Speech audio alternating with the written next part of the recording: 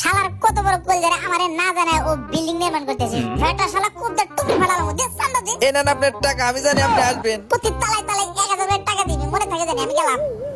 Teddy ভাই আমার একটা কাম করে দিতে হইব। আরে পাও ছেড়ে দে, কি কাম কর? গ্রামাসির ফটিক চেয়ারম্যানকে হাত পা ভাঙ্গা পঙ্গু বানায় একটু হাসপাতালে ভর্তি করে দিতে হইব। এই নেন ছবি। যা তোর কাম হয়ে যাবো, নাকে তেল দে, বাসায় ঘুমাগা। এই কলাটা খায় নিয়েন, শক্তি পাইবেন। আচ্ছা যা, কাম শেষে তোর কলটা জানাই দেবো।